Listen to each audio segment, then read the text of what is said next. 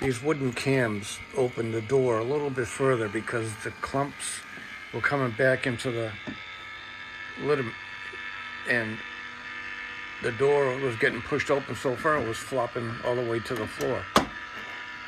So I added this rubber band to help keep that door from flopping open, and the cams open it up big enough so the clumps don't hit and make a mess. Now it's wide enough for the clumps to fall in, and they don't come back into the litter. This works great. This hopper holds about 3 times as much as the one that comes with the LitterMaid. And the chute, I'm in the process of maybe having somebody make a few of those for sale. So put that in the description someday if we ever get that done. Thanks for watching.